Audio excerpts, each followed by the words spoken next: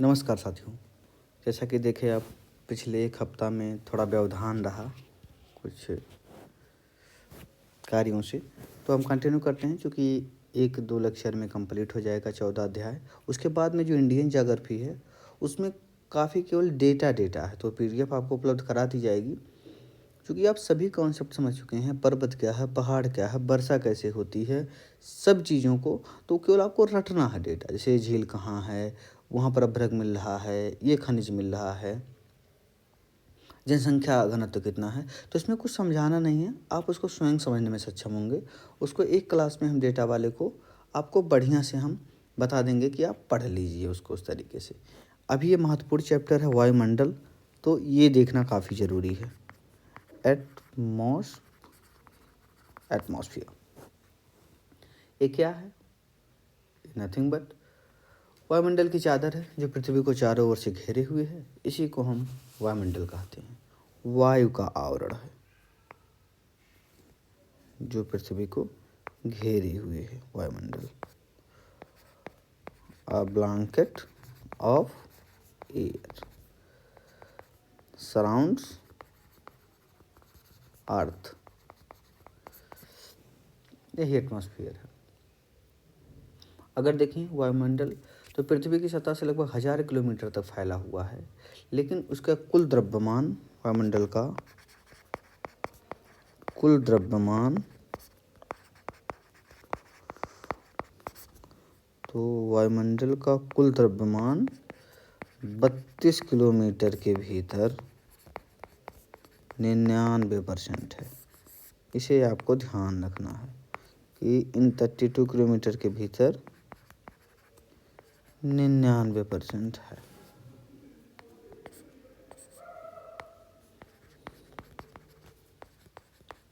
वायुमंडल की संरचना की बात करें, आप जान रहे हैं सबसे ज़्यादा है नाइट्रोजन,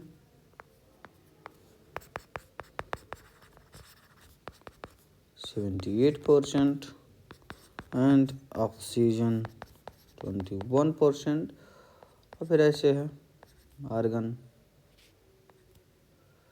कार्बन डाइऑक्साइड, नियॉन, ऐसे पाई जाती हैं। अब हम परतें देखते हैं जो एक तरीके से महत्वपूर्ण है। तो वायुमंडल आप जानते हैं कि 5 परतों में है। इंग्लिश में troposphere, stratosphere, mesosphere, thermosphere, exosphere. Exo, इसके लिए हम एक फिगर इंक्लूड करते हैं।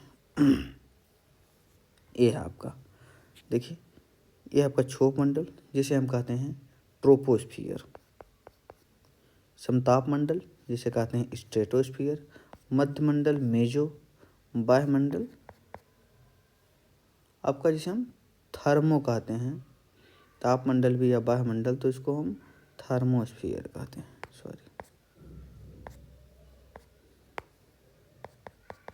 और आपका हो गया एक्सोस्फियर। फिगर दिखाने का मेरा पर्पज़ क्या था, आप तो दूरी को जान ही जाएंगे। इसमें देखिए मेंशन्ड है 10 किलोमीटर, 50 किलोमीटर, 80 किलोमीटर, 400 किलोमीटर।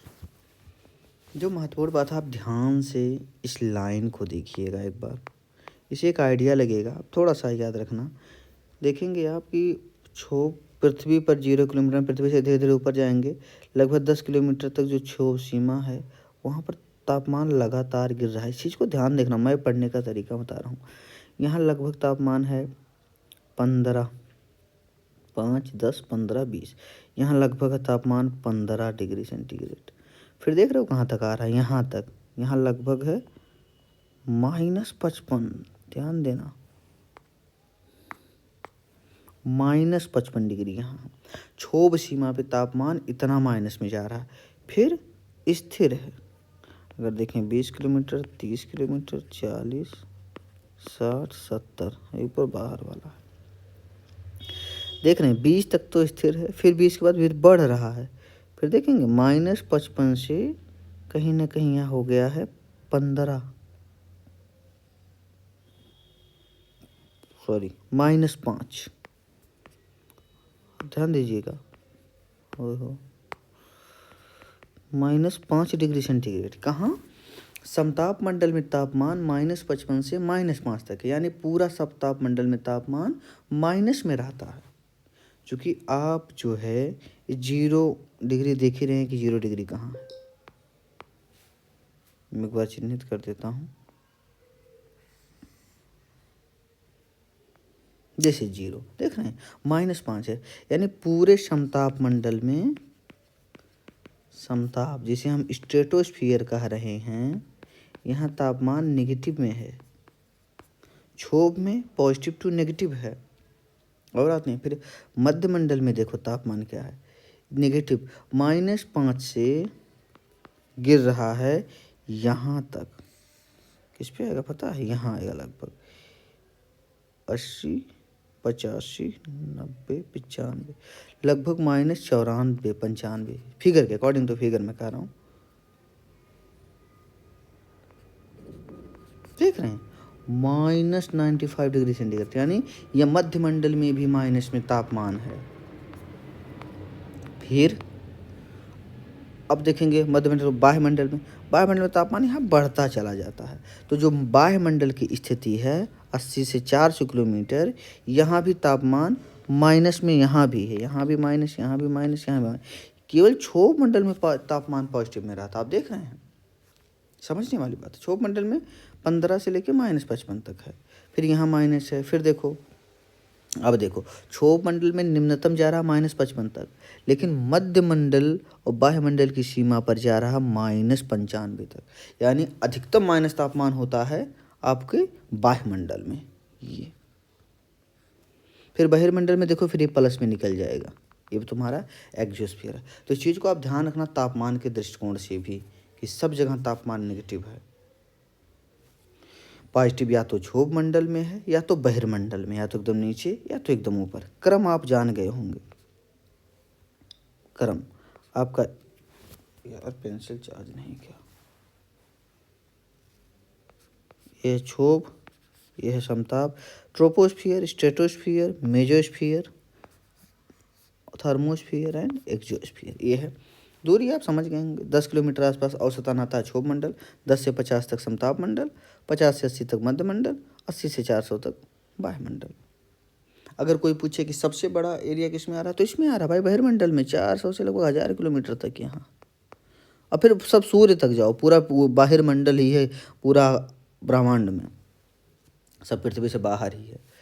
तो 400 तक हम अध्ययन कर रहे हैं। तो इस फिगर को इसीलिए मैं इतना टाइम लेकर के थोड़ा समझाया कि तापमान के दृष्टिकोण से इन ऐसे चिन्हों को ही ध्यान रखना ना, कहीं तुरंत अगर आए तो इसे बना भी देना। यहाँ और नीचे जा रहा है, फिर ऐसे निकल जा रहा है, तो जान जाओगे कड़ी कहाँ टूट रही है। नीचे वाला क्षोभ सीमा है, समताप सीमा है। देखो नीचे से ही सीमा लिया जाता है, ये खत्म हुआ क्षोभ तो क्षोभ सीमा, खत्म हुआ समताप, समताप सीमा, खत्म हुआ मध्य, मध्य सीमा, फिर यहाँ पर आपका बाह्य सीमा। 4 सीमाएं हैं,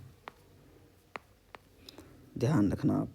मध्य सीमा, समताप सीमा, क्षोभ सीमा, या बाह्य सीमा नहीं है, 3 सीमाएं हैं। तो ये आपका हो गया, हम कहें तापमान के क्रम में। और इसके बाद में तापमान काफ़ी ज़्यादा बढ़ेगा, बहुत तेज़ी तक बढ़ेगा, हज़ारों डिग्री सेंटीग्रेड जाएगा भाई, सूर्य के पास आप जा रहे हो। थोड़ा सा विशेषता देख लेते हैं हम एक एक करके।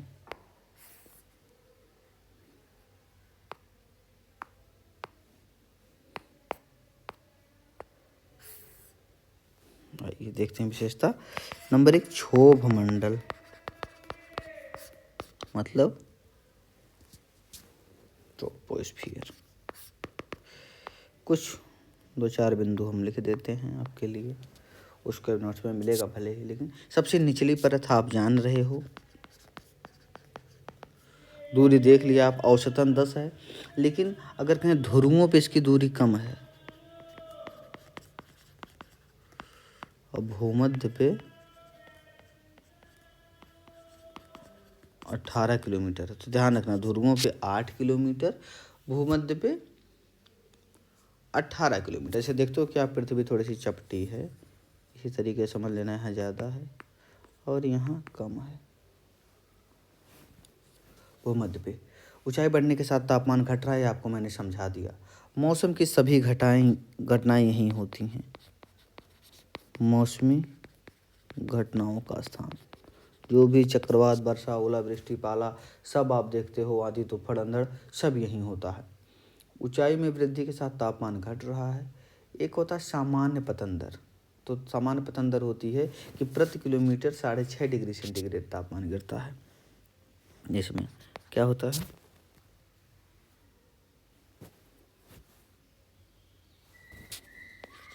सामान्य पतन दर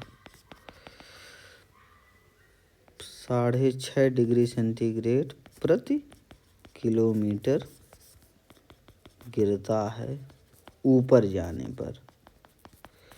अगर कोई पूछे भैया 1 डिग्री कितने में गिरेगा, तो 165 मीटर पर 1 डिग्री, क्योंकि फंसा करके ना पीसीएस कुछ भी पूछ लेता है, तो ये गिरावट होती है। समानता 6.5 डिग्री सेंटीग्रेड आप याद रखना। अब आते हैं दूसरे में, समताप मंडल, जिसे कहते हैं हम स्ट्रेटोस्फियर। इसका विशेषता बाबू, उसके ऊपर स्थित है और ये लगभग 50 किलोमीटर तक है। एन एवरेज 10 से लेके 50 किलोमीटर तक। यहीं पर ओजोन परत होती है। ओजोन परत का स्थान, जो ओजोन परत क्या करती है, अल्ट्रावायलेट रेस से रक्षा करती है। तो वहीं लगभग 20 से लेकर 35 के बीच में काफ़ी सघनता होती है। इस परत में ऊंचाई के साथ तापमान बढ़ रहा है। ये विशेषता हम आपको बहुत पहले ही बता दी है, ध्यान रखना। तापमान बढ़ रहा, उस चीज़ को आप ख्याल रखेंगे ना, में भी कोई क्वेश्चन मिल जाए आप करने में सक्षम हो जाएंगे। मध्यमंडल, मध्यमंडल जान ही रहे हैं, 50 से 80 है, लिखते रहा हूँ।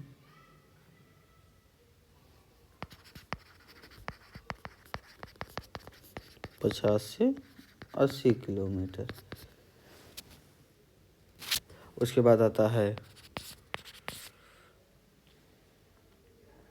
थर्मोस्फियर, या जिसे हम कहते हैं बाह्यमंडल। इसकी क्या विशेषता, ये है 80 से 400 किलोमीटर। इसकी जो प्रमुख विशेषता है, जो हम आप जो रेडियो से बात कर रहे हैं, सिग्नल्स का जो बात है, वो यहीं पर होता है। यहाँ भी तापमान बढ़ रहा है, आप देखें, देखिए वायुमंडल में तापमान बढ़ रहा है 480 से 400 वाले में। इसी में जो होता है आवेशित जो कण होते हैं ना, तो 80 से 400 वाले एरिया में यही सीमा पे कण एकत्रित होते हैं, इसलिए इसी आयन मंडल कहा जाता है इसे। इसमें यहीं से परावर्तित होकर के रेडियो सिग्नल आते हैं, आयनों की वजह से परावर्तित होकर रेडियो सिग्नल पृथ्वी तक आते हैं। तो आयन मंडल किस में है, इसी वायुमंडल में, इसका आयन मंडल भी कहते हैं। दिन में आप सुनोगे रेडियो तो ससर ससर की आवाज़ भी आती है, रात में बहुत क्लियर आता है। क्यों, क्योंकि दिन में तापमान बढ़ने से आवेशित आयन कुछ दूर हो जाते हैं, तो कुछ सिग्नल बाहर निकल जाते हैं, पूर्ण रिफ्लेक्शन नहीं हो पाता। रात में फुल रिफ्लेक्शन होता है, चूँकि पास पास रहते हैं, सघन रूप में आयन रहते हैं, इसीलिए जो है तापमान टेम्परेचर बढ़ने की वजह से सिग्नल्स की बात होती है। बहिर्मंडल 400 से लेकर 1600 किलोमीटर तक, लिख लो भैया। बहिर्मंडल 400 से 1600 किलोमीटर। इसमें जो पाए जा रहे हैं ऑक्सीजन एवं हाइड्रोजन परमाणु। भाई ऑक्सीजन तो नहीं पाया जाता ऊपर यार, आप लोग अभी हाइड्रोजन लिखो। ऑक्सीजन बहुत नीचे ही पाया जाता है, हाइड्रोजन पाए जाते हैं। हाइड्रोजन अणु यह परत धीरे धीरे अंतरिक्ष में चली जाती है, वो आप जान ही रहे हैं। आइए, सबसे महत्वपूर्ण चीज़ जब हम पृथ्वी का आप देखेंगे, वो है ताप बजट। कितना आ रहा है, कितना परावर्तित हो रहा है, बहुत ही महत्वपूर्ण टॉपिक है। परतों के बारे में आपको चारों अध्ययन हो गया होगा, no doubt. Heat budget most important, ध्यान दीजिए। ये है पृथ्वी, ये है सूर्य,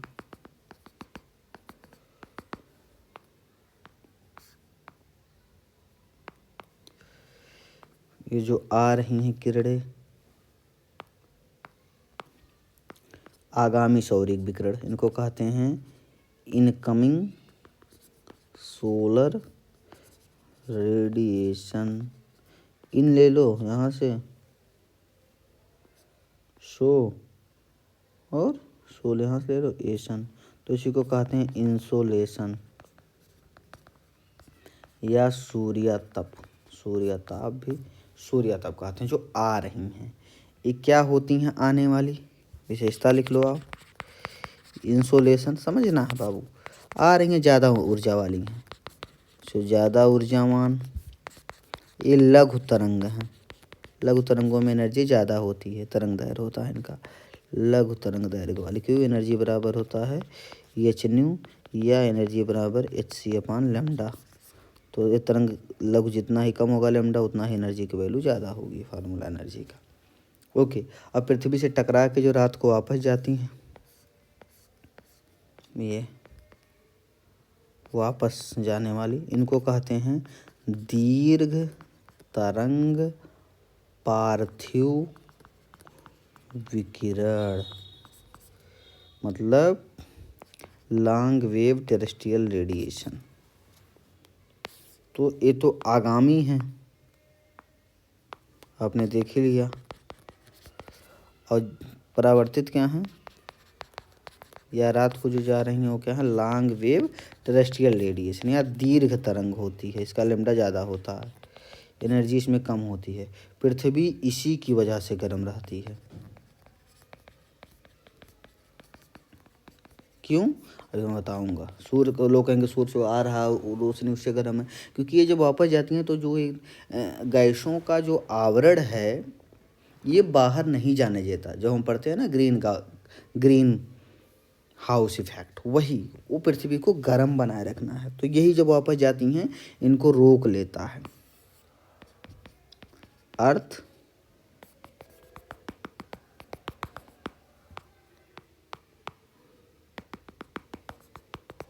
गैस आने वालों के लिए तो ये पारदर्शी है वातावरण। यहाँ से जब ये किरणें जाना चाहती हैं तो निकलने नहीं देता, इसे रिफ्लेक्शन कर देता है, इनके लिए अपारदर्शी हो जाता है। इसी को कहते हैं ग्रीन हाउस गैस इफेक्ट के, आग नहीं जाने नहीं दे रहा है, इसी से पृथ्वी गर्म रहती है। मतलब इनसे इनसे इनसे दीर्घ तरंग पार्थिव विकिरण लॉन्ग वेव टेरेस्ट्रियल रेडिएशन से पृथ्वी गर्म रहती है। तो आप देखिए आ रहा है पृथ्वी की सतह से परावर्तित तो उसको कह रहे हैं दीर्घ तरंग पार्थिव विकिरण। तो लंबी तरंग दैर्घ्य होता है, ऊर्जा की आपूर्ति कर रहा है। अब 2-3 तरीके से होता है, अभी हम चर्चा करेंगे। देखो 3 टर्म होते हैं ऊर्जा ट्रांसफर के, चलो इसी बहाने भी जान लो। ऊर्जा स्थानांतरण कितने रूप में हो सकता है। एक तो हो गया रेडिएशन। रेडिएशन की खासियत क्या है, नो नीड ऑफ मीडियम। भाई सूर्य से पृथ्वी तक रेडिएशन के रूप में कोई मीडियम नहीं चाहिए कि ठोस हो, द्रव हो, गैस हो, नथिंग। एक होता है क्या, कंडक्शन, मतलब सतह का संपर्क हो। भाई पृथ्वी से, अब वो आँच के सामने तावा है, तावा से ऊपर में रोटी गर्म हो रही है, वो सटा हुआ है, तो वो चालन है, कांटेक्ट होना चाहिए। एक रूप में ऊर्जा का ट्रांसफर हुआ। एक क्या होगा, तो विकिरण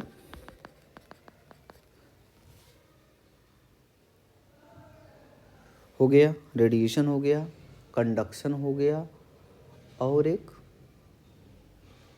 कन्वेक्शन, संवहन। संवहन द्वारा यानी मतलब वो गर्म हुए हैं तो चालन की तरह संपर्क में नहीं, गर्म होकर के अन्य अणुओं को अपनी ऊर्जा को देना। मतलब गैसों में होता है संवहन की प्रक्रिया। वायु के अणु ऊर्ध्वाधर दिशा में जो गति है, तो ऊर्ध्वाधर दिशा में ऊर्जा स्थानांतरण ध्यान रखना, ये सतह का संपर्क ये ठोस वाला है जो गैस द्वारा हो रहा, गैसीय माध्यम द्वारा। ऊर्ध्वाधर दिशा में हो रहा है तो उसको संवहन, और क्षैतिज दिशा में मतलब ऊपर की तरफ वायु गर्म हो रही है, नीचे की परत गर्म है, फिर धीरे धीरे ऊपर की परत गर्म हुई, फिर धीरे ऊपर की गर्म, ये संवहन है। एक होता है एडवेक्शन, अधिवहन शायद कहते हैं, ये क्षैतिज दिशा में है। कैसे? वायु का झोंका चला तो यहाँ जो परत गर्म थी बगल वाली को गर्म कर रही है, मतलब ये गैसों में होता है। तो 4 प्रकार से ऊर्जा का स्थानांतरण होता है। आइए मोस्ट इंटरेस्टिंग, जिससे मुझे बड़ा आनंद आता है समझने में और समझाने में, that is heat budget. Heat budget से क्वेश्चन आपके बनते हैं, ये आप समझ गए होंगे, साइंस के पेपर में भी हेल्पफुल होगा। ये काफ़ी हेल्पफुल होगा कि लघु तरंगों से पृथ्वी गर्म हो, लघु तरंगों के रूप में पृथ्वी पर सूर्य से इंसुलेशन आता है, लेकिन वापस जाता है दीर्घ तरंगों के द्वारा, इसी से पृथ्वी जो है वो गर्म बनी रहती है। सिंपली आपने ऊर्जा का स्थानांतरण का रेडिएशन मीडियम नहीं चाहिए, कंडक्शन सतह का संपर्क हो, अधिकतर ठोस में होता है। कन्वेक्शन संवहन ऊर्ध्वाधर दिशा में हो रहा है तो कन्वेक्शन, और क्षैतिज दिशा में हो रहा है तो एडवेक्शन। आइए देखते हैं ऊर्जा बजट।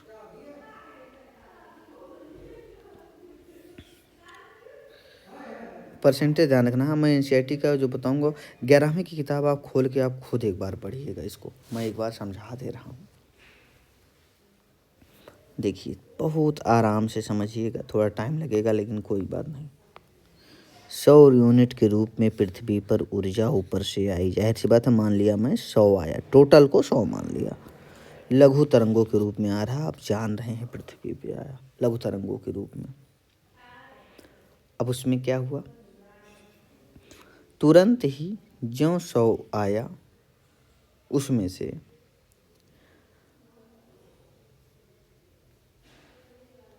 अंतरिक्ष द्वारा परावर्तित हो गया। परावर्तन का मतलब सतह पे पड़ा, तुरंत वापस हो गया बिना यूज हुए। अगर पृथ्वी पर जो विकिरण आ रहे हैं बिना यूज हुए वापस हो जाते हैं तो उनको कहा जाता है अल्बीडो। अल्बीडो बिना उपयोग में हुए ऊर्जा को वापस अंतरिक्ष की तरफ भेजना, उसी को हम अल्बीडो कहते हैं।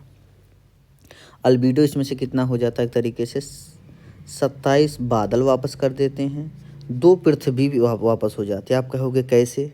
आ रहा था 6 अंतरिक्ष में प्रकीर्णित हो गया। प्रकीर्णित मतलब अंतरिक्ष में बहुत कण थे, इन कणों पे जब रिफ्लेक्शन हुआ तो 17 तो अंदर आ गए, लेकिन ये 6 बाबा जी लोग बाहर निकल गए। तो ये 6 तो इनसे बिना यूज हुए बाहर चला गया। बादल बहुत हैं तो बादलों से 27 बाहर चला गया। और पृथ्वी पे आप कहोगे आप पृथ्वी पे कहाँ गए तब कैसे भागे? पृथ्वी पे जहाँ जहाँ गिरा, एक होता है आपका रेडिएशन विंडो, आप पढ़िएगा कि पृथ्वी में कुछ जगहों पर ऐसा खाली स्थान रहता है कि बीच में कोई कण या हम कहें गैसे बादल ये सब नहीं रहता, तो सीधा आसमान की तरफ निकल जाती हैं जो आती हैं किरणें, तो उन्हीं को कहते हैं हम। तो ये रेडिएशन के रूप में देखो निकल गई वापस। 27 बादल द्वारा, 2 पृथ्वी द्वारा 29, 6 अंतरिक्ष द्वारा 35, तो 35 तो निकल गई तुरंत। तो अल्बीडो के रूप में निकल गई 35% बिना यूज हुए। पृथ्वी को कितनी मिली भैया? 65 मिली, मतलब पृथ्वी की तरफ जो आया 65, पृथ्वी की तरफ शेष बचा 65। अब 65 में ही आपको जुगाड़ लगाना है। ऐसे ही आप रेडिएशन विंडो समझने के लिए सैटेलाइट में जब हमको सैटेलाइट छोड़ना होता है तो हम देखते हैं किस समय में हम जहाँ से भी लॉन्च करना चाह रहे हैं आसमान में वह खाली है स्थान कि किसी दूसरे देश की सैटेलाइट ना लड़ने पाए, उसको कहते हैं लॉन्च विंडो, जो सैटेलाइट के प्रक्रम में यूज़ होता है। अब देखो 65 आया है, 65 कहाँ गया? 65 में 34 पृथ्वी द्वारा अवशोषित होगा। अब सोचो 100 में से पृथ्वी अवशोषित कर रही 34, जो सीधा आया प्रत्यक्ष रूप से आया, प्रत्यक्ष रूप से देखो कितना आ रहा था 27, जो आ रहा था 100% में, तो 17 को तो बादलों में प्रकीर्णित हुआ, मतलब जो सीधा आया पृथ्वी की तरफ आ रहा था डायरेक्टली, वो 17 प्रकीर्णित बिगड़ा टकरा करके। बादल ने 27 भेज दिया लेकिन 34 आने दिया पृथ्वी की तरफ, कहीं कहीं बादल नहीं होंगे 34। 14 वायुमंडल ने खुद में रोक लिया, वायुमंडल में बहुत सारी गैसेस हैं तो उन्होंने अपने में अवशोषित कर लिया। ध्यान रखना, हम प्रकाश की नहीं ताप की बात कर रहे हैं। जो लाइट देखते हैं उसका हीटिंग वाला पार्ट है, इसे हम इंफ्रारेड रेडिएशन कह सकते हैं, उस पार्ट की बात। 34 पृथ्वी को मिला, 14 वायुमंडल, और 17 पृथ्वी को और मिला प्रकीर्णित होकर के। अंतरिक्ष में प्रकीर्णन जब हुआ तो 6 निकल गया सीधा बाहर की तरफ, 17 पृथ्वी को मिला। तो पृथ्वी को देखिए कितना मिल गया टोटल, 17 + 34 + 14, 4 4 8 7 15, लगभग 65 है। 65 मिला, 35 वापस हो चुका है। तो 65% यानी सूर्य की तरफ जो विकिरण आती है, जो पृथ्वी और पृथ्वी के वायुमंडल में रहती है, टोटल 65% रहती है, पृथ्वी द्वारा अवशोषित रहती है। तो ये दोनों 37 + 14 51। इतना इंटरेस्टिंग है ना, इससे हजारों क्वेश्चन बन सकते हैं। अब एक भी क्वेश्चन ना बने वो दूसरी बात है, लेकिन देख रहे हो आपकी कितना हर जगह भाई पूछ लेगा कि जितना भी विकिरण आ रहा है पृथ्वी कितना अवशोषित कर रही है। मात्र 51 वायुमंडल में है, 14, 35 तो बाहर निकल गया, 51। दूसरे शब्दों में आधे से अधिक अवशोषण हो रहा। अब देखो, ये तो आने वाले थे, अब ये है जाने वाले। पृथ्वी जो छोड़ी है, पृथ्वी द्वारा हम कह सकते हैं परावर्तित। अब दीर्घ तरंगों के रूप में होगा, इनकी एनर्जी कम होगी। पृथ्वी के पास में है कितना, 65 है, बस 35। तो अभी रात में छोड़ेगी पृथ्वी, अब देखते हैं पूरा छोड़ेगी या कुछ रोक लेगी, किस स्वरूप में। अब देखो 65 था पृथ्वी के पास में। आपने देखा कि पृथ्वी से जो विकिरण हो रहा है, पृथ्वी से अंतरिक्ष की ओर जो विकिरण हो रहा है, 6 तो पहले चला गया था, टोटल 23 होता है। 6 पहले चला गया था, जो अंतरिक्ष में देखें प्रकीर्णित 23 थे महाराज लोग, वो जो वही जो 17 थे यहाँ से होते। 17 पृथ्वी से अंतरिक्ष की ओर विकिरण हो गया, मतलब पृथ्वी डायरेक्ट जो पृथ्वी अवशोषित की थी 17, वो अंतरिक्ष की तरफ छोड़ दी। अब किस माध्यम से, विकिरण के रूप में, जो आपको मैंने बताया था रेडिएशन के रूप में, जिसके लिए माध्यम की आवश्यकता नहीं होती है। 17 निकल गया, बचा कितना, 65। टोटल उन्होंने 23 छोड़ा, लेकिन 6 पहले ही जा चुका था, बाद में 17 बचा कितना, 48। टोटल होना चाहिए 65। अब 48 में कैसे, 48 में अब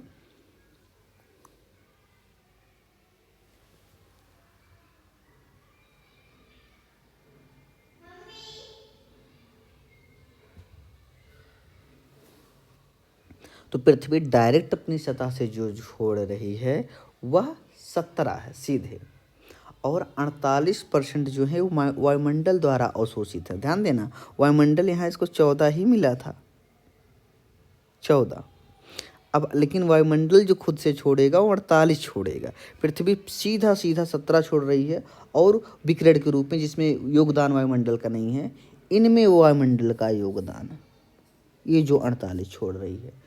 तो यह वायुमंडल द्वारा आसमान की तरफ वापस किया जा रहा है, जिसमें आप देखेंगे प्रक्षोभ एवं संवहन, जो हम कन्वेक्शन वाली बात किए थे, इनके रूप में 9, और इस संघनन के द्वारा, संघनन द्वारा भी ऊर्जा का ह्रास है भाई, ऊपर जा कर के जो तापमान डाउन हो, धीरे धीरे तापमान डाउन हो रहा है, तो इसके द्वारा भी एनर्जी। अब कैसे, पानी का कोई कण है, तापमान बढ़ा, ये वाष्पीकरण हुआ, तो ये अपने साथ ही ऊर्जा लेके जा रहा है, ऊर्जा कुछ लिया है। सो संघनन के द्वारा इतनी ऊर्जा वापस जा रही है। तो पृथ्वी डायरेक्ट वापस करती है 17, वायुमंडल अंतरिक्ष की ओर छोड़ता है 48। इस तरीके से 65 बैलेंस हो जाता है। ताप बजट में ध्यान रखना है आपको एल्बिडो कितने हैं, कि हमारी जो 35 यूनिट है वह यूज नहीं हो रही है, 65 यूज हो रही है, 51 यूनिट डायरेक्ट अर्थ सरफेस ले रही है, इस चीज़ को ख्याल रखना है। फिर वैसे ही वापस करने में वापस कर रही पृथ्वी 17, वायुमंडल 48 कर रहा है। आगे हम बढ़ते हैं।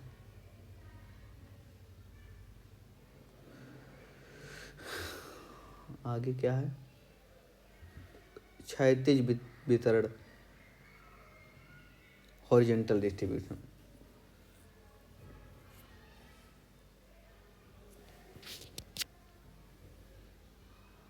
पृथ्वी की सतह पर अक्षांशों में तापमान के वितरण को क्षैतिज वितरण कहा जाता है। आप देखेंगे पृथ्वी पे अक्षांश वाइज भाई ये आपकी पृथ्वी है। तो ऐसे ऐसे जो तापमान में आप वेरिएशन देखेंगे कि यहाँ कुछ है, अगर इसको मानते हैं हम विषुवत रेखा,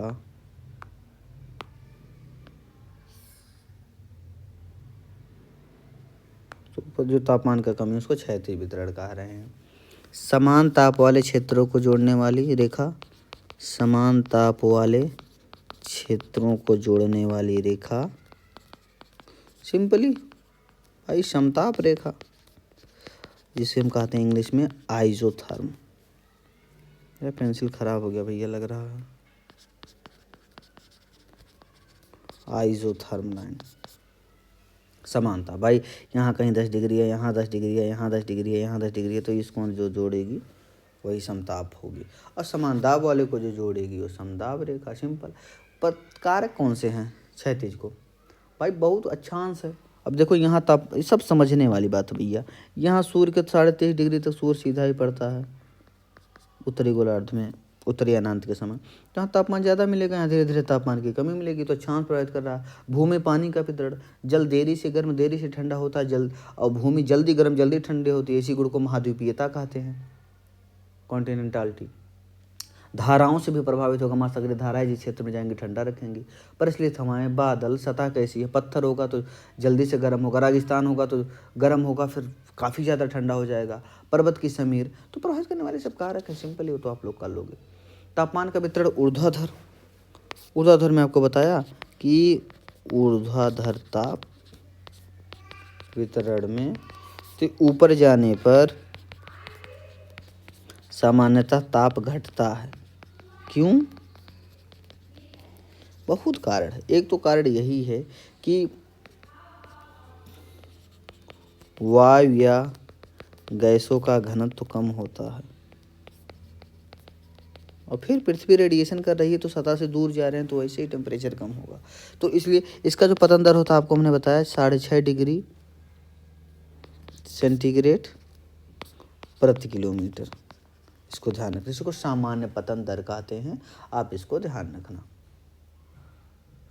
इसको कारक प्रभावित करने वाले हैं कि कितना विकिरण मिल रहा है, किस ऊंचाई पे हम बात कर रहे हैं। तापमान का व्युत्क्रमण किसे कहते हैं? टेम्परेचर इन्वर्जन ऑफ टेम्परेचर, या टेम्परेचर इन्वर्जन कहते हैं। तापमान व्युत्क्रमण, उल्टा हो जाना। एक कौन सी स्थिति है? जब ऊपर जाने पर ताप बढ़ेगा। अगर तापमान बढ़ रहा है तो इसी को इन्वर्जन कहते हैं, कि उल्टा कैसे हो गया भैया, कि ऊपर जाने पर तापमान का बढ़ना, ये इन्वर्जन ऑफ टेम्परेचर है। इस स्थिति में क्या होता है? गर्म हवा ठंडी हवा के ऊपर होती है। इसके लिए जो दशा चाहिए, ये स्थिति, इसको आप नोट कर सकते हैं, इंपॉर्टेंट है, अगर आ गया। स्थितियाँ क्या होनी चाहिए? कम सर्दी की रात हो, बादल रहित आकाश हो। अब इससे क्या होगा? बादल रहित आकाश होगा, पृथ्वी से बहुत तेजी से सब वेव से वो रेडिएशन के रूप में सब निकल जाएगा, तो नीचे क्या होगा? ठंडा हो जाएगा, ऊपर गर्म हो जाएगा, वो स्थिति है। शुष्क हवा, बर्फ से ढकी जमीन हो, उसे अल्बीडो बहुत ज़्यादा हो जाएगा, तो रिफ्लेक्शन ज़्यादा हो जाएगा। ये सब चीज़ें हैं। ये जान ही रहे हो कि वायुदाब को नापने के लिए भैया जो बैरोमीटर का उपयोग करते हैं, और माप की इकाई मिलीबार है। वायुदाब मापने वाला जो है उसको कहते हैं हम बैरोमीटर, और जो इकाई है, यूनिट जो है, वो एमबी है, मिली बार। वायुमंडलीय दबाव का वितरण, दाब कहाँ होता है? ऊंचाई के साथ वायुमंडल का दबाव घटेगा, आप जान रहे हैं, क्योंकि डेंसिटी कम होती चली जा रही है। सिंपल बात है। पृथ्वी की सतह पर वायुमंडलीय दाब का वितरण एक समान नहीं। जाहिर सी बात आप समझ रहे हैं कि सतह जब बराबर नहीं है तो दबाव कैसे बराबर रहेगा? कहीं घाटी है, कहीं पर्वत है, तो ऊंचे नीचे स्थितियों के कारण। तो वायुमंडलीय दाब का वितरण उसमें लिखा है जैसे कि प्रति 300 मीटर ऊपर जाने पर, जैसे तापमान आप देखे थे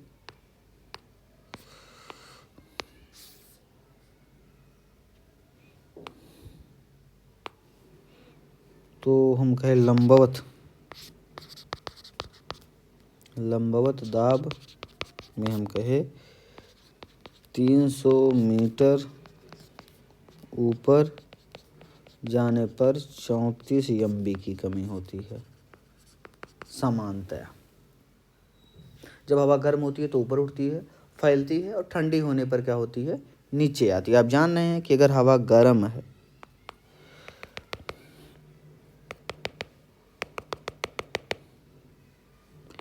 इसे नीली से ठंडी बना दिया, इसे गर्म बना दिया भैया, लिख देते हैं।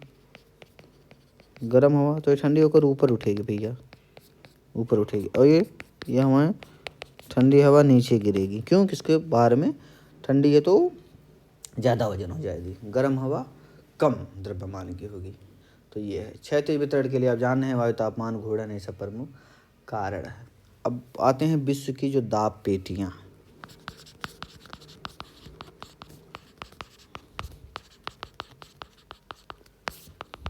कॉन्सेप्चुअल चीज़ें हैं, अगर कहीं लाभदायक हो गई आपके लिए तो सबसे बढ़िया है। ओके, एक इंटरेस्टिंग बात और देखो, मैं भूल गया था, आपको बता दे रहा हूँ अभी। वो विकिरण वाले में से है भैया, ये ध्यान देना, अगर आप अच्छे से देखिए, यहाँ इन दोनों के बीच में क्या होता है, अतिरेक होता है। मतलब कि ये वाली लाइन है सौर विकिरण की, नीचे वाले पर यानी यहाँ ज़्यादा मिलता है, तो यानी कि सूर्य तप ज़्यादा है पार्थिव से, यानी पृथ्वी को मिल रहा है ज़्यादा ऊर्जा और ह्रास हो रही है कम, इसीलिए अधिक वाला क्षेत्र है। इसे हम एक्सेस कह सकते हैं, एक्सेस वाला है। ये कमी वाला क्षेत्र है, इसे हम डेफिसिट जोन भी कहते हैं। डेफिसिट यहाँ तो लगभग क्या यही आएगा आपका 45 से लेके 90 वाला क्षेत्र में डेफिसिट जोन है।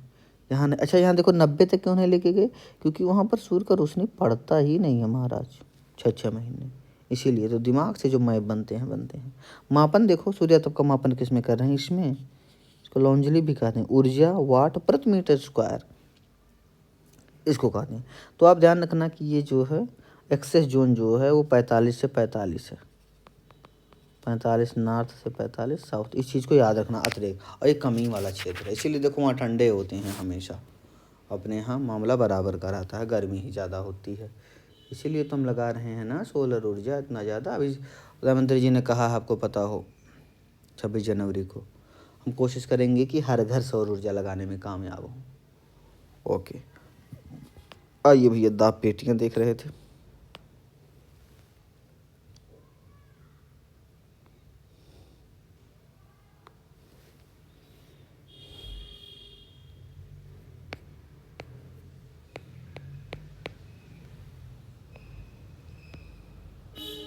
तो यार क्या हो गया भाई,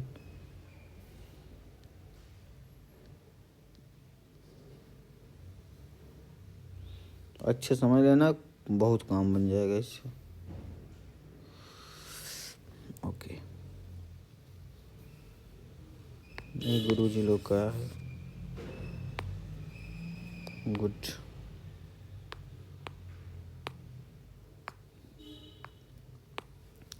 इसको समझिएगा, लगभग पूरा कहानी ख़त्म हो जाएगा इस चैप्टर की, बारिश वाला। जो वायु का परिसंचरण होता है, जाना यहाँ पे 0 डिग्री है, भूमध्य वृत्त है, विषुवत वृत्त है, 23.5 पे हम जो इसको बांटते हैं 0, 30 सुविधा के लिए, 30 सामान्य लिखा है ये सरल तरीके से, 60 और 90, फिर ये दक्षिणी वाला है, ध्यान से समझिएगा, उत्तरी ध्रुव, दक्षिणी ध्रुव। अब देखो 0 पे पौने ऐसे ऐसे आ रही हैं, इसके लिए छोटा सा फिगर समझ लो कि पौने क्यों इस तरीके से घूम रही हैं।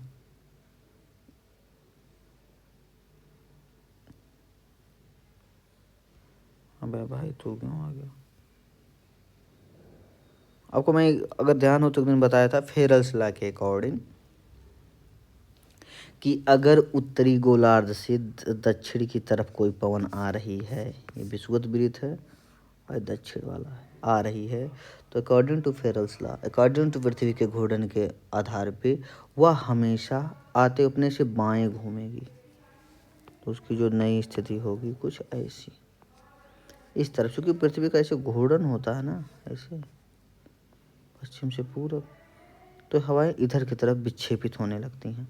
अगर दक्षिण से कोई विषुवत की तरफ जा रही है तो अपने वो, अरे गलत हो गया यार, ये दाहिने जाएगी दाईं ओर और ये जाएगी बाईं ओर, हवा विक्षेपित हो जाएगी। अबे भाई, इसी को कहते हैं फेरल का नियम। ये इसी में वो दा प्रवणता का भी योगदान होता है कि कैसे ये चेंज हो रहा है, तो इस चीज़ को ध्यान रखना। इसीलिए देखो ये इधर से आकर के अपने से ये दाहिने घूम गई है थोड़ी। अब देखो 0 से 30 के बीच में जो ये पवन चल रही है उत्तर पूरब से दक्षिण पश्चिम की तरफ, इसे व्यापारिक पवन कहते हैं। उत्तर पूर्वी व्यापारिक पवन। और भाई दक्षिण दिशा में भाई इधर से इधर चल रही है, दक्षिण पूरब से उत्तर पश्चिम, तो इसको कहेंगे व्यापारिक पवन दक्षिण वाली।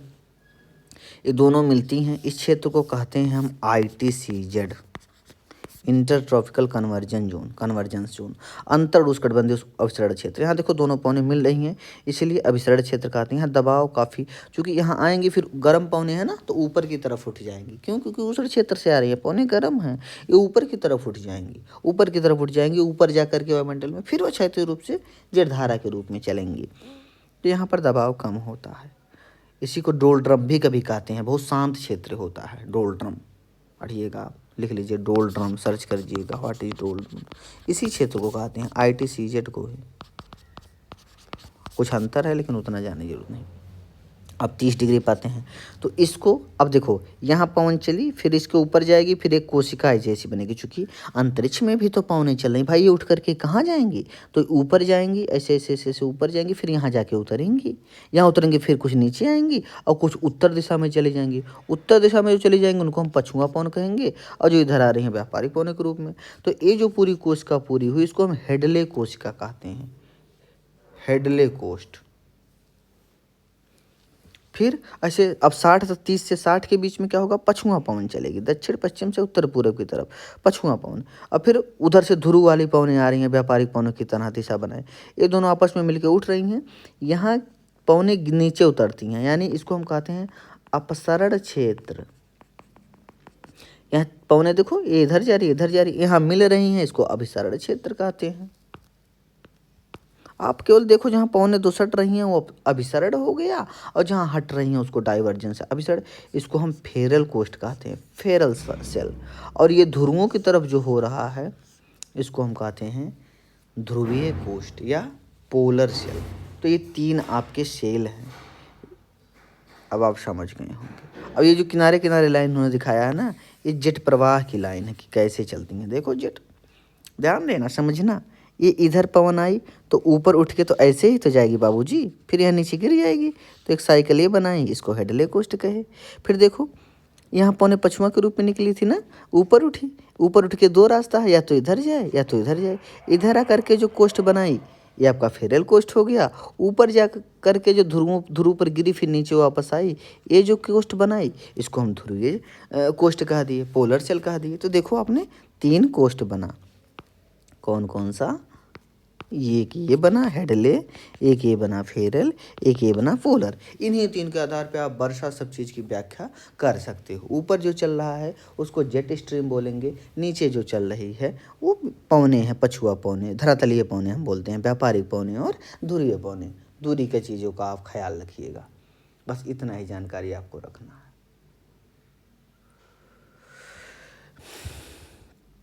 अब देखो इसी में एक चीज़ छूट रहा है, अगर आप ध्यान दें उसको मैं बता दे रहा हूँ। जैसे ये 45 डिग्री के आसपास आपको अपने जोन देख लिया ITCZ से 30 के ऊपर लगभग हम कहें तो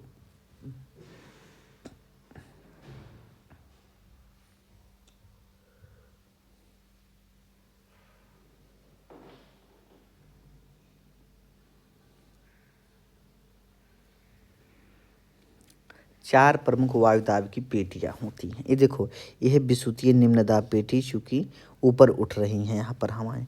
यहाँ उपोष्णकटिबंधीय उच्च वायुदाब पेटी है, क्योंकि देखो ये अपसरण क्षेत्र है, ऊपर से अगर हवा गिरेगी तो यहाँ दबाव बढ़ रहा होगा। इसको कहते हैं उपध्रुवीय निम्न वायुदाब पेटी। यहाँ फिर देखो ITCZ विषुवत की तरह स्थिति है, एक ध्रुवीय पवन मिल रही है और इधर से पछुआ पवन मिल रही है, दोनों ऊपर उठ रही हैं, इसीलिए उपध्रुवीय निम्न वायुदाब पेटी है। और ये क्या है, ये ध्रुवीय उच्च वायुदाब पेटी है। उच्च दाब देखो लिखा है उच्च दाब, तो ध्रुवीय उच्च दाब पेटी लगभग वही, यहाँ पर पौने गिर नहीं है 90 के आसपास। उपध्रुवीय निम्न वायुदाब पेटी 60 से 65 के आसपास, और ये उपोष्ण कटिबंधीय उच्च वायुदाब पेटी 30 से 35 के आसपास।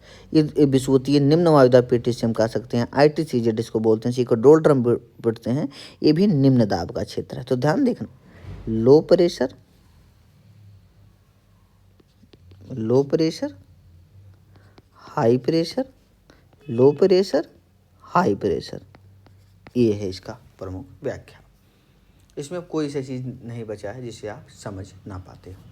आगे बढ़ेंगे, एक तथ्य आता है पछुआ पवन। यहाँ देखो तो यहाँ स्थलों का वितरण ज़्यादा, अगर मैप में देखोगे उत्तरी गोलार्ध में, दक्षिण में महासागर हैं, इसीलिए इस पछुआ पवन को दक्षिणी गोलार्ध में हम क्या कहते हैं, आपको पता होगा कि 40 डिग्री, 50 डिग्री, 60 डिग्री, ध्यान देना तीनों में ये है, 30 से लेकर 60 तक। इसी को हम कहते हैं क्या, उच्च भोग वाली पर की रोरिंग चिघाड़ता 40, फ्यूरियस गरजता 50 और चीखता 60। तो यार मैं हिंदी भूल रहा हूँ भाई। 40 को कहते हैं रोरिंग वाला, रोरिंग 40, 50 को फ्यूरियस और 60 को कोई चीखने वाला, ऐसे कुछ है। तो ये आएगा गरजता, दहाड़ता, चीखता, 3 ही है भाई। तो इन्हीं को ऐसे कहते हैं, क्योंकि यहाँ स्थल नहीं है और इसीलिए पौने काफ़ी शक्तिशाली हैं कि घर्षण द्वारा इन्हें इनका मार्ग रोकने वाला कोई नहीं है, इसीलिए इसको रोरिंग 40, फ्यूरियस 50 एंड कुछ है चीखता 60 ऐसे है। अब आते हैं हवाएं। हवाएं वही है, हवा का क्षैतिज गति को पवन कह रहे हैं, ऊर्ध्वाधर गति को हम वायु प्रवाह कह रहे हैं, ऊपर की तरफ अगर जा रहा है।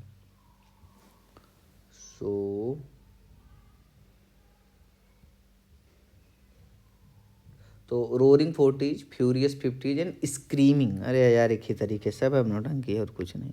स्क्रीम माने भी तो चिल्लाना होता है, स्क्रीमिंग। तो रोरिंग, फ्यूरियस, स्क्रीमिंग 60, 40, 50, 60 को। चीखता, दहाड़ता, गरजता अगर आएगा तो आप रोरिंग मतलब गरजता 40, दहाड़ता 50, चीखता 60, यही है। गरजता 40, दहाड़ता 50, चीखता 60, ये आपका हो गया। अब आएंगे हम, आगे बढ़ेंगे। विंड्स हो गया। अगर हम बात करें कि विंड है, विंड पवन, ये क्या है, हॉरिजॉन्टल मूवमेंट ऑफ एयर, ये विंड हो गया।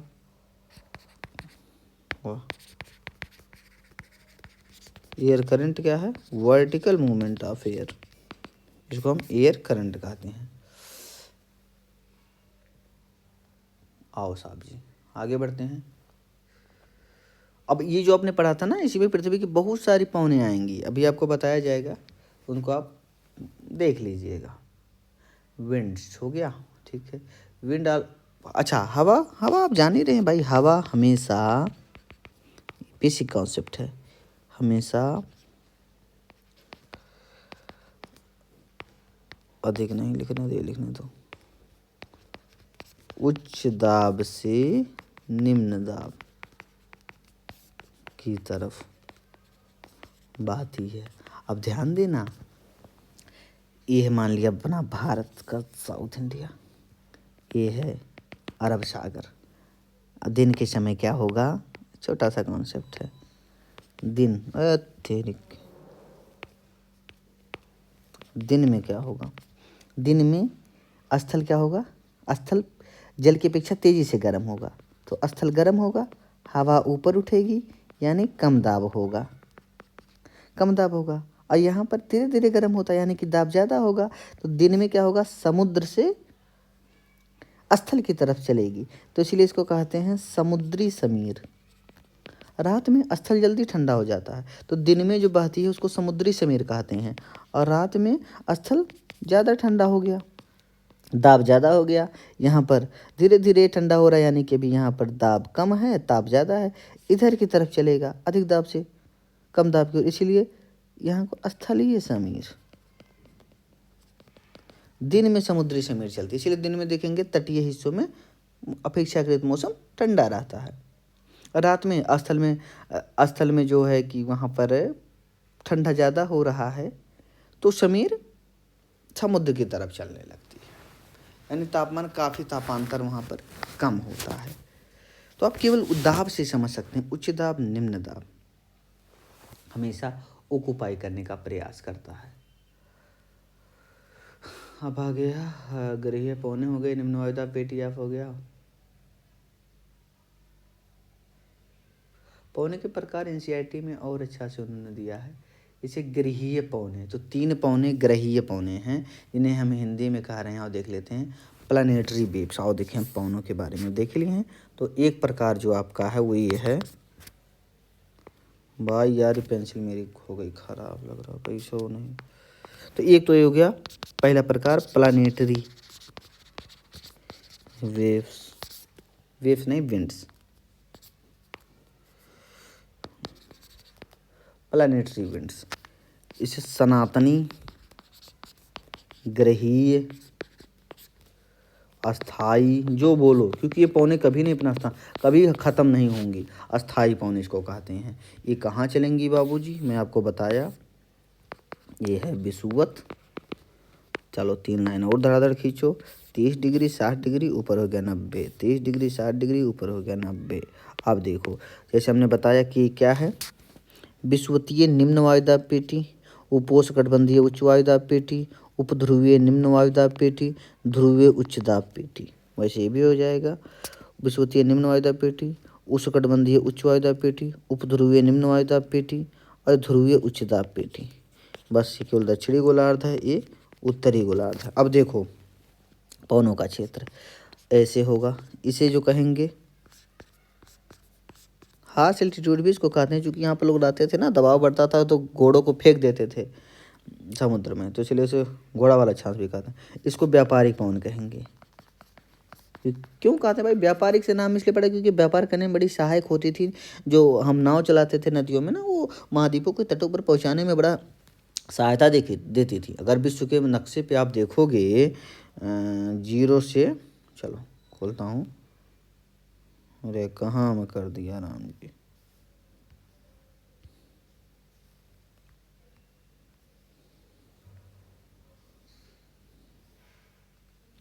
देखो अगर देखोगे ना 0 से 35 वाला क्षेत्र, तो आपको समझ में आएगा कि ये कितना महत्वपूर्ण क्षेत्र है। 0 से 30 वाला ये देख रहे हो, अमेरिका का तट है, पूरा अफ्रीका महाद्वीप तेल के लिए, भारत है, चाइना है।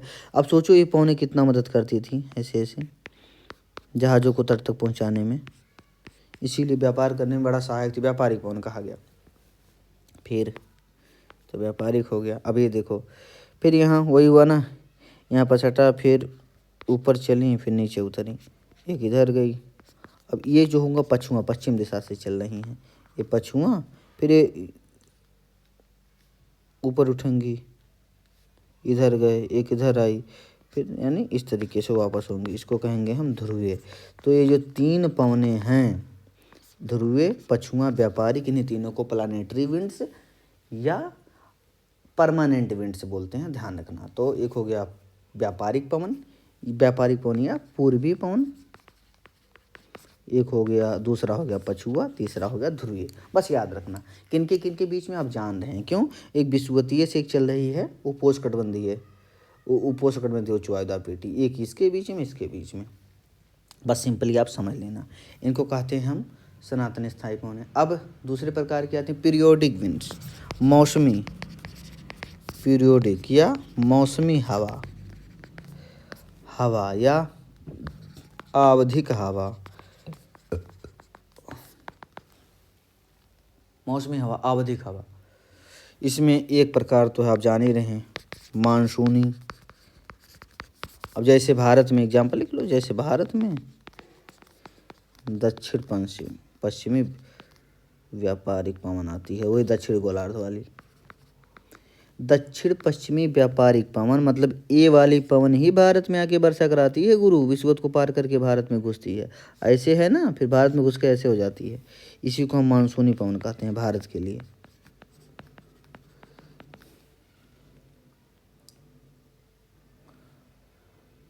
जो गर्मी और सर्दी के बीच दिशा बदल देती है, भारी बारिश लाती है। अब जान ही रहे दिशा बदल दिया भाई, अगर यहाँ आराम से बेचारी चल रही थी, फिर ऊपर जाके भारत की तरफ घूम गई, दिशा परिवर्तित करती है। दूसरा सब समझने वाला गेम है बाबू, land and sea breeze. Land and sea breeze नाम अलग अलग कर दिए हैं लोग, ब्रिज कहते हैं, समुद्री समीर को ब्रिज कहते हैं। जैसे आपको मैं बताया अभी ऊपर इस वाले एग्जाम्पल में, भारत था कैसे, दिन में समुद्री समीर चल रही है और रात में स्थलीय। अलाव में पढ़ भी देता हूँ। Land heat up much faster than ocean, मैंने आपको समझाया पहले ही कि भूमि जल की अपेक्षा, बाबू जल की अपेक्षा जल्दी गर्म एवं जल्दी ठंडा होता है।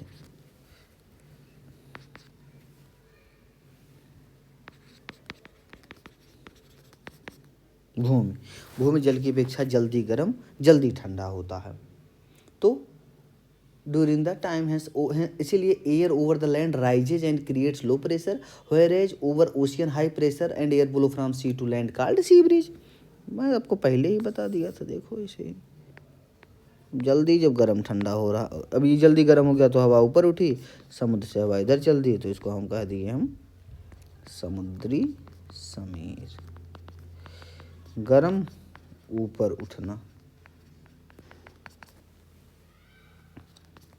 ओके, और फिर रात के समय में स्थल जल्दी से ठंडा होता है, तो इसीलिए ओशन पे लो प्रेशर हो गया, स्थल की तरफ हाई, तो रात में इधर से इधर चल दी।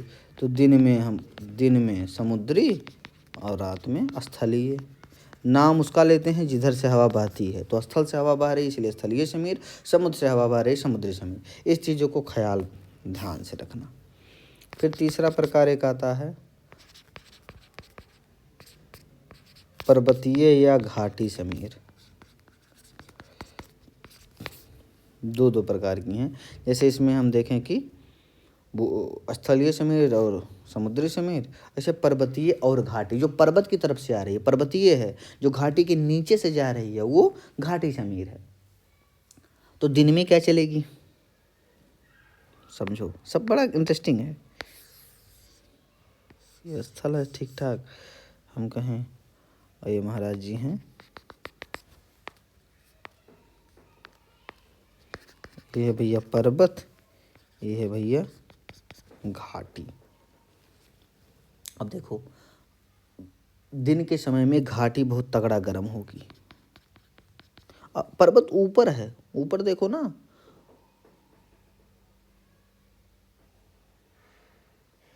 तो यहाँ पर दबाव है ठीक ठाक, यहाँ पर इसे वायु एकत्रित। अब ये घाटी दिन में गर्म होगी, अब इसमें जो हवा है वो ऊपर उठेगी ना, यहाँ स्थान खाली हो जाएगा, इसको ये वाला आके ऑक्युपाई करेगा, पर्वत वाला। हवा ऊपर उठना। अब देखो पर्वत वाला आके ऑक्युपाई किया, तो इसी को हमने क्या नाम दे दिया, पर्वतीय समीर।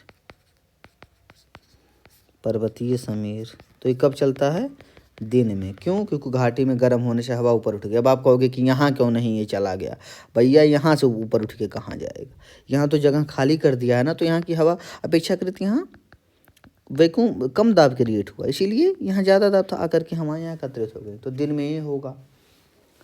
रात के समय सॉरी कुछ लग रहा है गलत हो गया। During nights, the valley cools and air becomes heavy, and the sinks in the valley, and winds blows from mountain top to the valley is called mountain breeze. ये तो मेरे को समझ ही नहीं आ रहा कैसे। घाटी दिन के दौरान गर्म होती है, इसलिए हवा ऊपर उठती है, धीरे धीरे घाटी की ओर बहती है, इसे घाटी की हो ये कह रहे हैं महाराज। फिर से समझाता हूँ।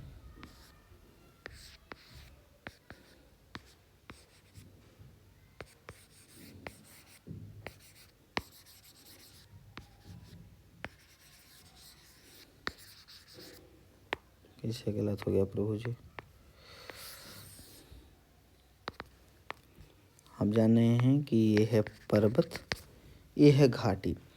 और दिन में क्या हो रहा है, वही बताया कि दिन में हवा यहाँ पर एकत्रित थी, दिन में गर्म होकर उठ रही है, गर्म होकर ऊपर उठना। तो ये अब अपनी सतह के साथ भी उठ रही है, इसके पैर इसको पकड़ते हुए ऊपर उठ रही है, जहाँ जहाँ जगह पा रही है उठ रही है ऊपर। तो ये जो ऊपर उठ रही है, नीचे की हवा ऊपर, यानी कि घाटी से पर्वत की तरफ जा रही है ना। देखो थोड़ा सा दिक्कत हुआ था समझने में। तो घाटी से पर्वत की तरफ जा रही है, यानी ऊंचाई की तरफ जा रही है, इसीलिए इसको हम कहेंगे घाटी समीर दिन में। तो घाटी समीर चलता है दिन में। और रात में क्या होगा, रात में क्या होगा कि सब तरफ से आकर के नीचे एकत्रित होगा, जो वायु भारी हो जाएगी। तो रात में चलती है पर्वतीय समीर,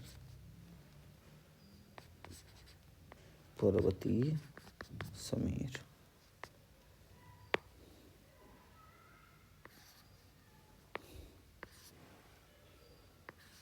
अरे यार, रात में पर्वतीय समीर चलता है रात के समय, याद रखना। दिन में घाटी वाला, गर्म हुआ भैया उठ रहा, सीधा घाटी समीर हो गया।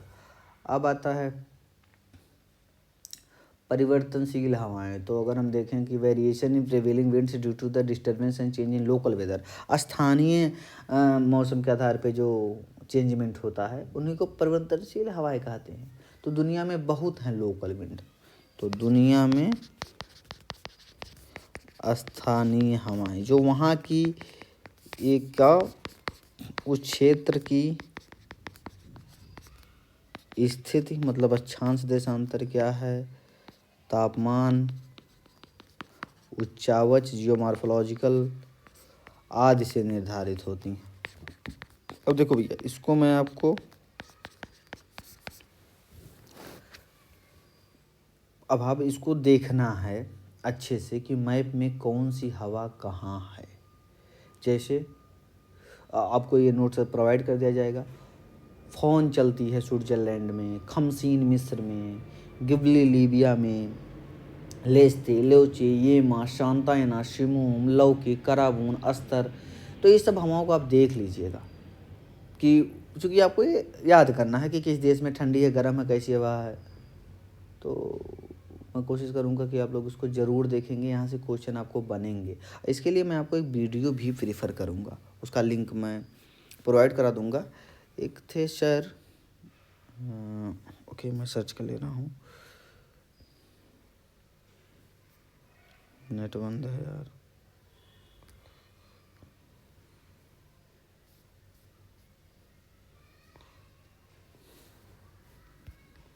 यस ओझा सर, ये हमारे इलाहाबाद यूनिवर्सिटी के एचओडी थे ज्योग्राफी के। लोकल विंड्स बहुत सुंदर पढ़ाए हैं, काफ़ी हवाएं आपको याद हो जाएंगी। देख रहे हो, वर्ड्स की लोकल विंड्स नाम से आप अच्छे से समझेंगे।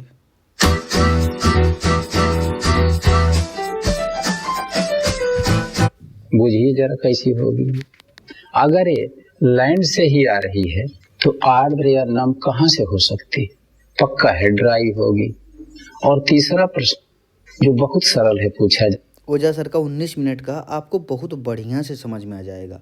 तो आप लोग ज़रूर देखिएगा, मैं यहाँ पर लिंक डाल दे रहा हूँ। ये है आपका लिंक, आई होप सो कि उठाएगा। तो ये है स्थानीय हवाएं। तो इस लिंक का आप लोग उपयोग कीजिएगा, तुरंत लिंक ओपन होगा, आई होप सो।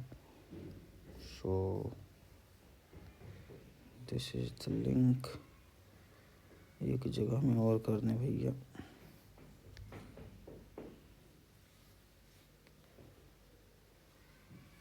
अबे क्या हो गया।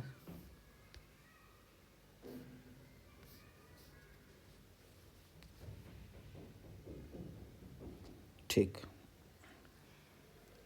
ओके। तो स्थानीय पौने, आप इस वीडियो को ज़रूर देखिएगा। और क्या, पापा गए हो बहुत अच्छा से समझा देंगे। जेट धाराएं आपके पता है, मैं भूमध्य रेखा के निकट तीव्र वेग से चलती हैं, बस जलधारा ऊपर चलती है। आमतौर पर उत्तरी गोलार्ध में है, दक्षिणी गोलार्ध में दक्षिण ध्रुव पर जलधारा पाई जा रही है। सतह का तापमान, दाब प्रवणता के अंतर के कारण जेट स्ट्रीम की उपस्थिति होती है। भारत में कैसे वर्षा कराने में सहायक है उसको तो आप आगे देखेंगे। जेट स्ट्रीम का प्रभाव काफ़ी ज़्यादा है। ध्रुवीय भंवर बनता है, मानसून लाता है, साउथ एशिया में जल्दी लाएगा, पहले बाद में लाएगा, तो साइक्लोन में भी उसका काफ़ी योगदान है। तो ये रही आज की क्लास। आपको इन पवनों वालों को देखना, स्थानीय हवाओं के लिए मैं लिख दे रहा हूँ।